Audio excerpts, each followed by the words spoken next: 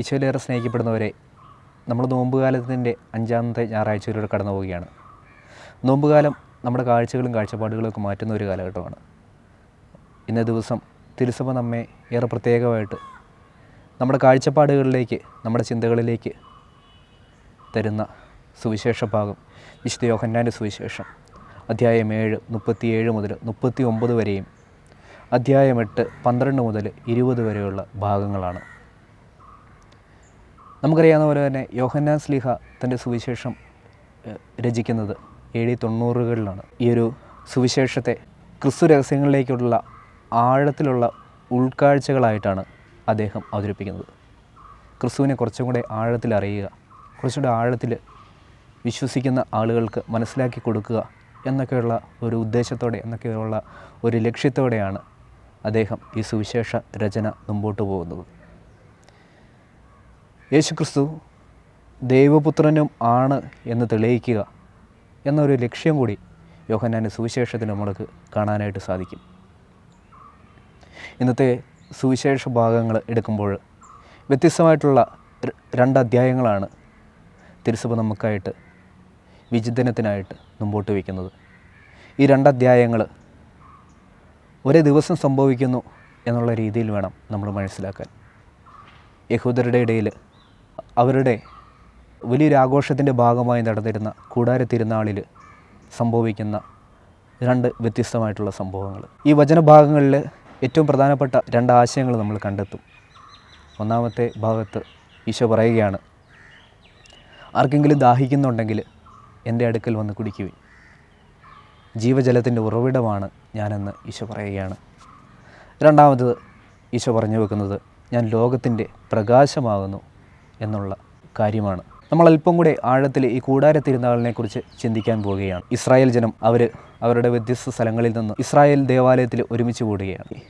അവിടെ കൂടാരങ്ങൾ അടിച്ച് അവിടെ താമസിക്കുകയാണ്. ഏകദേശം 7 ദിവസത്തോളം നീണ്ടു നിൽക്കുന്ന കൂടാര തിരുനാളിൻ്റെ ആഘോഷങ്ങൾ അങ്ങനെ മുമ്പോട്ട് പോവുകയാണ്. ഈ കൂടാര തിരുനാളിന് ഒരു പ്രത്യേകതയുണ്ട്. ഈ കൂടാര തിരുനാൾ അവരർപ്പിക്കുന്നത് ദൈവത്തോടുള്ള നന്ദിയുടെ സൂചകമായിട്ടാണ്. അവർ ഇസ്രായേൽ ജനത്തെ, അവരെ നയിക്കുന്ന, അവരെ വഴി നടത്തുന്ന ദൈവത്തെക്കുറിച്ച് ഓർത്ത് ആ നല്ല ദൈവത്തിന് നന്ദി പറയാനായിട്ട് അവർ ഒരുമിച്ച് കൂടുന്ന ദിവസം. ഒപ്പം തന്നെ ശരത്കാല വിളവെടുപ്പിൻ്റെ നന്ദി സൂചകമായിട്ട് ദൈവത്തിന് മുമ്പിൽ അവർ 7 ദിവസം ഒരുമിച്ച് കൂടുകയാണ്. ഇവിടെ ഏറെ പ്രത്യേകമായിട്ട് 2 കാര്യങ്ങളാണ് ഈ ഒരു തിരുനാളിൻ്റെ സമയത്ത് നടക്കുന്നത്. ഒന്നാമത്തെ, സിലോഹായിൽ നിന്ന് വെള്ളമെടുത്ത് പുരോഹിതൻ ഒരു ഘോഷയാത്രയായിട്ട് ദേവാലയത്തിലേക്ക് കടക്കുകയാണ്. ദേവാലയത്തിലെ ബലിപീഠത്തെങ്കിൽ വന്ന് ആ ജലം ഒരു ദർപ്പണ ജലം പോലെ അവിടെ ഒഴുക്കുകയാണ്. ഇവിടെ അവർ ദൈവത്തെ തന്നെയാണ് അടയാളപ്പെടുത്തിയത്. അവരുടെ ആരാധനയുടെ കേന്ദ്രമായിരുന്നു, അല്ലെങ്കിൽ ഒരു കേന്ദ്ര ഭാഗമായിരുന്നു ഈ ഒരു ജലം കൊണ്ടുള്ള ഈ ഒരു അർപ്പണം ചെയ്യുന്ന രീതി. സിലോഹായിലെ ജലത്തിൻ്റെ പ്രത്യേകത, അത് ജീവനുള്ള ജലം എന്നാണ് അറിയപ്പെടുന്നത്. ഇസ്രായേൽ ജനത്തിന് ഏറെ പ്രധാനപ്പെട്ട ഒരു സംഭവമായിരുന്നു ഇത്. രണ്ടാമതായിട്ട് നമ്മൾ കാണുന്നത്, യഹൂദരുടെ ദേവാലയത്തിൽ, ഇസ്രായേലിൽ അവരുടെ ദേവാലയത്തിൽ സ്ത്രീകളുടെ സ്ഥാനത്ത് പ്രതിഷ്ഠിക്കപ്പെട്ട 4 തിരികളാണ്. വലിയ ഭീമാകാരങ്ങളായ 4 തിരിക്കാലുകൾ. ഈ തിരിക്കാലുകളിൽ എണ്ണക്കോപ്പകൾ നിറച്ച് വെച്ചിട്ടുണ്ട്. ആഘോഷമായിട്ട് നൃത്തച്ചുവടുകളോടെ ആളുകൾ ഒരുമിച്ച് കൂടും രാത്രി സായാഹ്നങ്ങളിൽ. എന്നിട്ട് പുരോഹിതൻ ഒരു വലിയ ഗോവേണിയൊക്കെ വെച്ച് ആ തിരി പ്രകാശിപ്പിക്കുകയാണ്. ആ പ്രകാശിക്കുന്ന തിരിക്ക് ഒരു പ്രത്യേകതയുണ്ട്. ആ പ്രകാശിക്കുന്ന തിരി അത് ദൈവത്തെ തന്നെയാണ് പ്രതിനിധാനം ചെയ്യുന്നത്.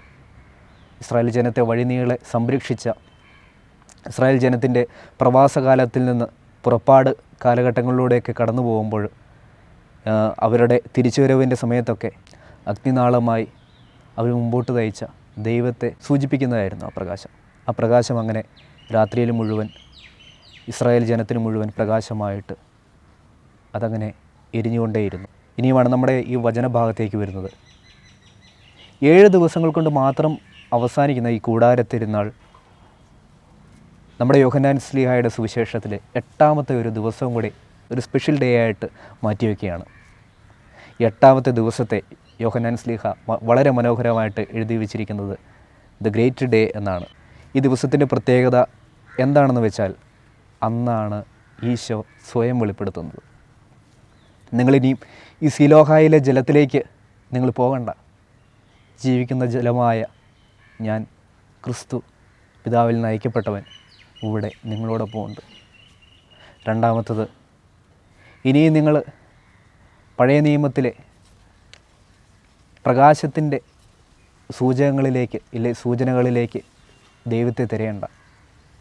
നിങ്ങൾക്ക് പ്രകാശമായിട്ട് മാറാനായിട്ട് ഞാനിവിടെ വന്നിട്ടുണ്ട് എന്നൊക്കെ ഈശോ പറയുന്ന അതിമനോഹരമായിട്ടുള്ള ഭാഗമാണ് ഈ 8-ാമത്തെ ദിവസം.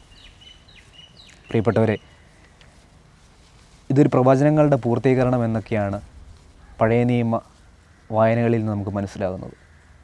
സക്കറിയ പ്രവാചകൻ്റെ പുസ്തകം 14-ാം അധ്യായം 8-ാമത്തെ വാക്യത്തിൽ ഇങ്ങനെ പറഞ്ഞു വയ്ക്കുന്നുണ്ട്, ജീവജലം ജെറുസലേമിൽ നിന്ന് ഒഴുകി തുടങ്ങുമെന്ന്.